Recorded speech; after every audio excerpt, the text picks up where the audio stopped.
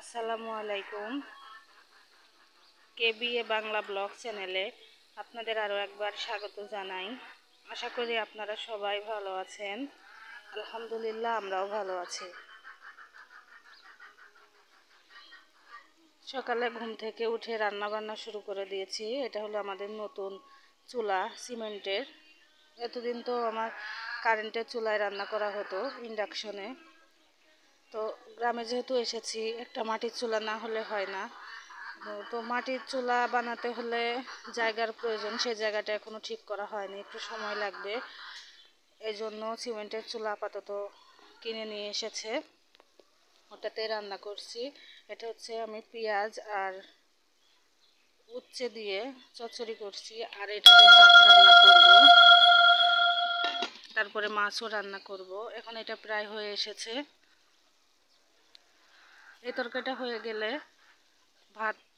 ভাতের চালগুলো ধুয়ে দেব, তারপরে মাছের তরকারির জন্য যা যা মশলা দরকার ওইগুলো গুছিয়ে নেব।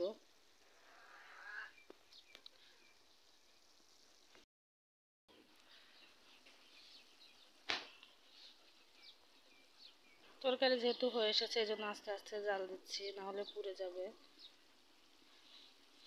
এখন টিউবওয়েল থেকে চালগুলো ধুয়ে নিয়ে আসি। উঠানের মাঝখানে রেখেছি, আর পাশে হলো আমাদের টিউবওয়েল। এখনো মোটর লাগানো হয়েছে, তবে পানির ট্যাঙ্কি নেওয়া হয়নি, এই জন্য এরকম পাইপের সাহায্যে আমরা পানি ব্যবহার করছি, মানে বালতি ভরি বা গোসল করার সময় কাজে লাগাই। এই যে এখানে এখন চালগুলো ধুয়ে নেব।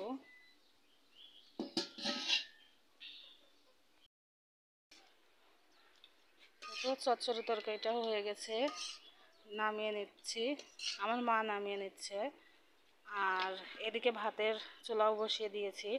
ভাতের হাঁড়ির চারপাশে কাদা দিয়ে দিয়েছি, যেন কালি দ্রুত উঠানো যায়।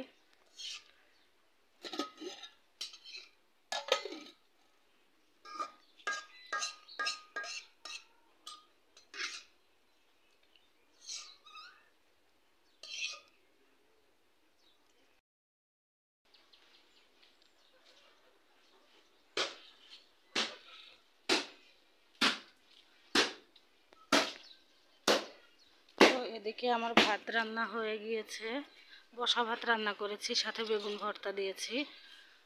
এখন ভাতটা নামিয়ে নিয়ে আগে ডিম ভাজি করব। দেশি মুরগির ডিম, এই জন্য খুবই অল্প হয়েছে, একটা ডিম ভাজি করব।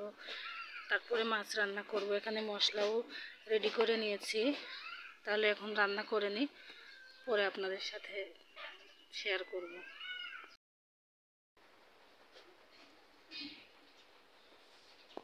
আমাদের সকালের সব রান্না বান্না হয়ে গিয়েছে। এখানে আছে ডিম ভাজি, বেগুন ভর্তা,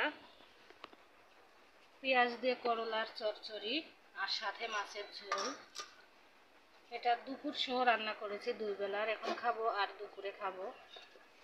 আর এখানে প্লেটে ভাত ভরা হয়ে গিয়েছে, এখন আমরা ভাত খেতে বসবো।